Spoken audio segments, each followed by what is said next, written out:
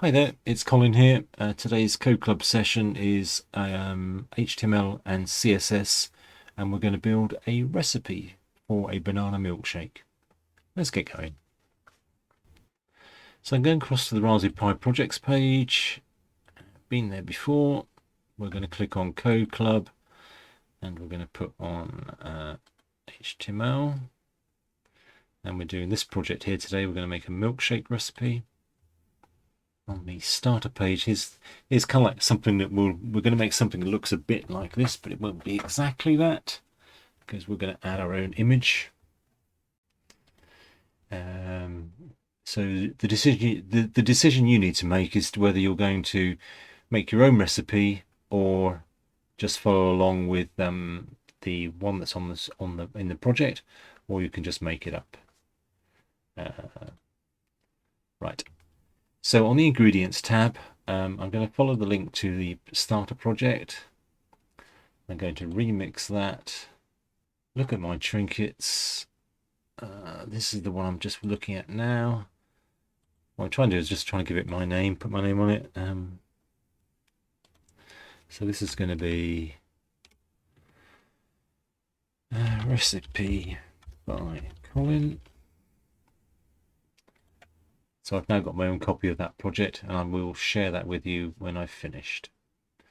I'm also going to break that down and do Windows right arrow key and back to the instructions, Windows left arrow key, squash that over, and I'm going to do some coding. There are 6 different levels of heading we can have in a document on a web page, and they're marked by using, click in there, they're marked by an H tag. So if I do an H1 tag and a closing tag, it puts the second one in automatically. And if I type Colin in there, then you'll see over here it appears Colin in the biggest font size that the biggest standard font size it can do. We're going to call this banana milkshake. Banana milkshake. And that gives us our heading of the page. We're going to add a subheading, H3, sorry. And that's going to be ingredients. If I could spell, events. And that comes out as a smaller size. So there are 6 different levels there. You can experiment with those if you like. We're now going to create room for the ingredient. We're going to create the list of ingredients. So we're going to use a tag called an unordered list. And an unordered list is one that has like bullets in it. And we'll see that in a minute. And we're going to add a list item into our list. So you can see on here we've got a little bullet has appeared. Now for a banana milkshake, the first thing we're going to need is a banana times banana. Add another list item.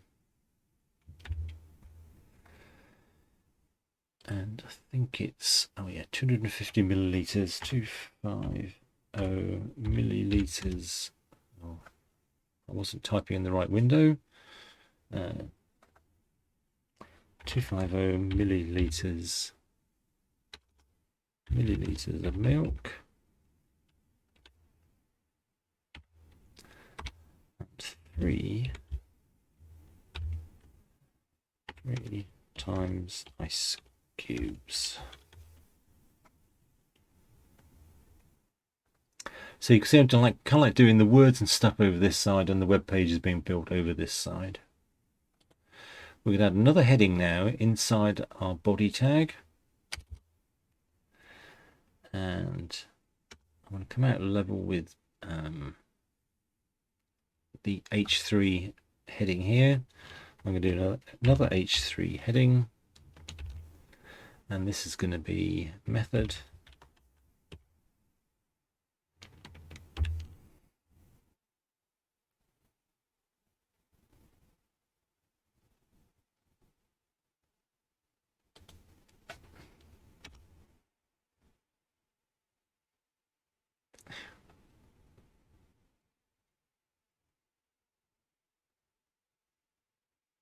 Oh, I've put that inside my unordered list. Can you see the unordered list is there?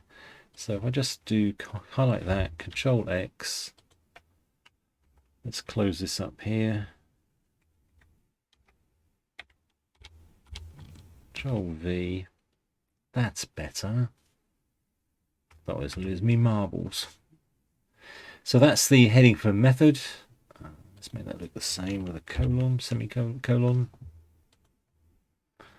Get in there. And for the method, this is how the step-by-step instructions. So we're going to use an ordered list for this, which is OL. And again, it's a list item. And you'll see it's put the number 1 in ready for the first instruction. And 1 is peel the banana and add to Blender. That's what it ought to say now is if you're doing this at home and you're making this, you need to get an adult to help you to use the Blender. Let's add another item onto our list. Another step of instructions. Add milk and ice. I'm going to be a little bit different. I'm going to do add ice cubes.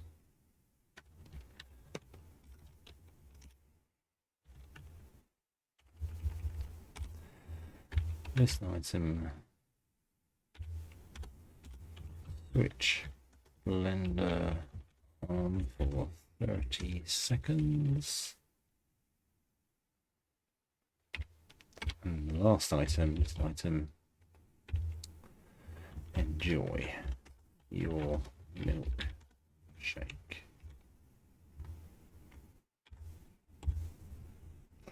So that's the ordered list at the top, the unordered list at the top, and the ordered list down here at the bottom, and that's how it appears on the screen. Let's add some color to this now. So we can change everything within one of the tags to be a different color. So the first thing we're going to do is we're going to change the color of the font. So I'm going to the style sheet, which is empty at the moment. I'm going to use the body tag on the CSS sheet. I'm going to put an opening and closing brace. I'm going to pop that down like that, and I'm going to write color blue, and the color of my font has gone blue. Note that's the American spelling of color. If you type it in the UK way, it doesn't like it. There are some pre-built colors that you can use. As I say over here, there's blue, yellow, light green. The browser actually knows over 140 different colors, and those colors are on this link here, which I'll put in the instructions. So if you fancied your font color to be one of these colors, let's pick that one there. I'm not going to use that one because I'm going to use that later on. Let's pick that one. No, that's yellow. Dodger blue. So if I copy that CSS name there and double click on there, do Control V, then my blue is turned into Dodger blue. So the program knows, or the browser knows, 140 different color names, and that's the that's what's on the screen at the moment. There's also a hexadecimal color code available for it, and also some red, green, blue values as well. But using Dodger blue in this instance will just save us time to type anything else in. Let's go back to the instructions. Oh look, we're coming on to the RGB codes now. So there's another way. So there's an alternative way of doing color values. There are 140 of these ones where there's a name, but there's actually 16 million colors available to you using a combination of the red, green, and blue color codes. So in here, if I come down here and I do background,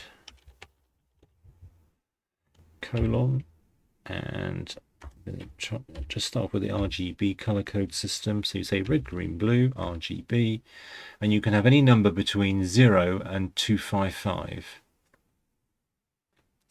So if I wanted fully red, I go 255, 0, 0, and bang, the background's gone red.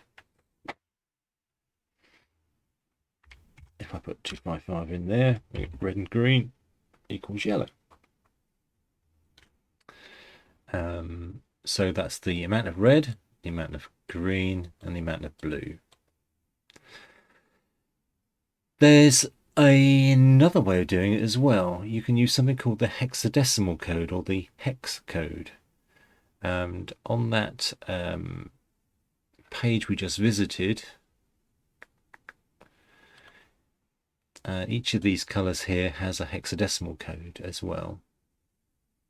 And the way you use those, if you see one you like, so this color is blue. Let's pick one that's a bit of a mixture. Okay, so this is dark khaki. So this has 109. So on here I could do 189 in there. I could type 183 in there for the green, and I could type 107 in there, and that's the dark khaki. I could of course just use the color name like I did for the line 2, but this time I've used the red, green, blue colors. The other way of doing it is to use the hexadecimal code, and that's easier because you just put the Octothorpe sign in, or the hashtag, and then it's BDB76B, which is that number there. That's hexadecimal. I'll explain what hexadecimal is to you in another session. Okay, I actually quite like the red one actually. So let's go back to RGB 255, 0, 0. Yeah, I'm happy with that. You make your own minds up. So that's explained the RGB colors and also how to use the hexadecimal colors. We're going to add a horizontal line across the bottom of our recipe here. So the way we do that is on our code page where we want the horizontal line to go. Just type in HR for horizontal rule, and that gives us a ruler. And we can do some setting some style on that. So on the style page, because the tag is called HR, I can like define that part of the CSS with HR, open and closing curly braces, and they want height 2 pixels. So you can see it's got bigger. I like to experiment with these things. What do you do? 20. Okay, so that gives you a nice big border. All right, so 22. They say border colon none. So that's color. Effectively, that's turn that off until I change the color of it. Background color colon, and again I can use those other color codes. So they say tomato. That's made a little tomato colored line on our page. Looks good. We can even change the way our bullet looks. So on our code page here, we've got our unordered list here. Is producing at the moment. It's producing rounded bullets, but on here I can style that with the unordered list. Open and closing braces, and we can do list dash style dash type square. And now we've seen the little bullets there have turned into little square bullets.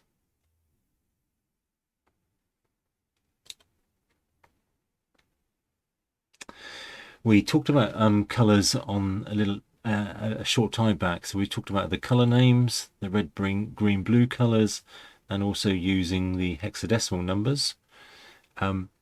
There's if you wanted to pick a color of your own on this page here, and I'll put a link in the instructions, you can color set a high level color here, and then you can move the drag and drop around. I suppose that was the color you were after, and that gives you access to the 14 million different color codes.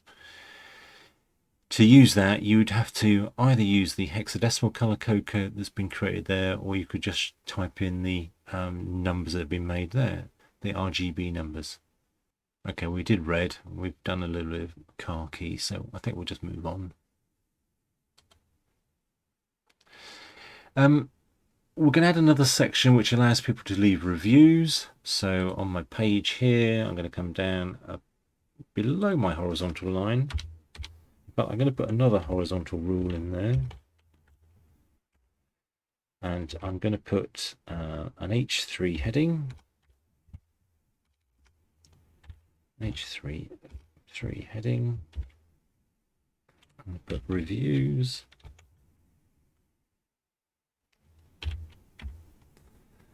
And then we'll have, it's a bulleted list they're showing us there, so that's an unordered list.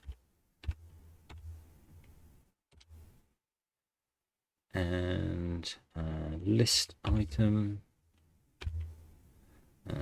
Marcus said brilliant.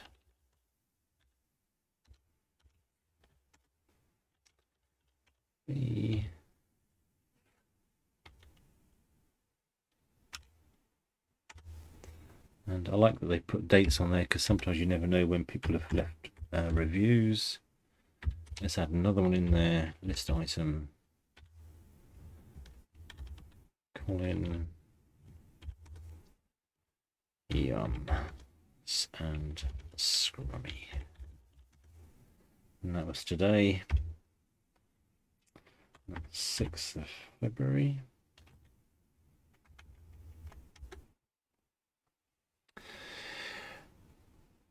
Looks like they've changed the default font they're using, so let's see what we're going to do next. Yeah, so inside my style tag here, inside the body tags, I'm going to put a font family in here, font dash family,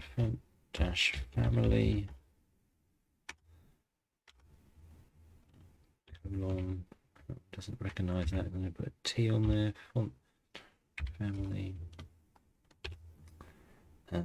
courier,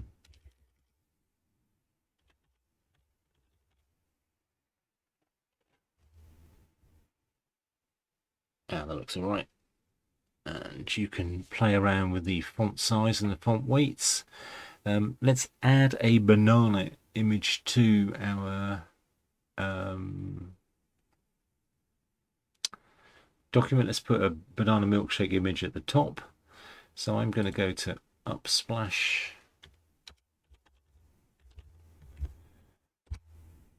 I'm going to look for milkshake.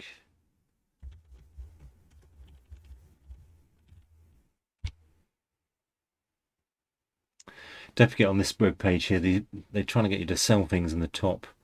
Come down below there, and oh, there's some lovely pictures. Oh, that looks nice.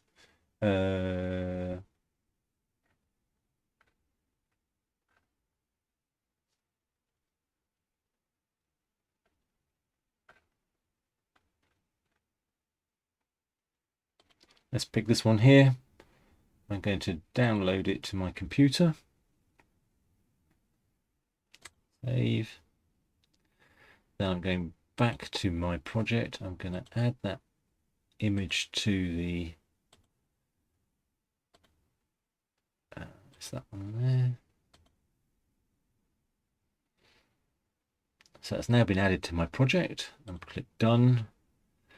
Now, this may look a bit ugly to begin with, but if I come over to here and I want to put the image, I'm just going to copy that line of code there, and I want it to come in here. Let's do Control V in there. If you see pictures that have got like a broken picture icon, that means it hasn't been able to find it, and that's because it's got the wrong name in here. So go back to my images tab. I'm just going to copy that.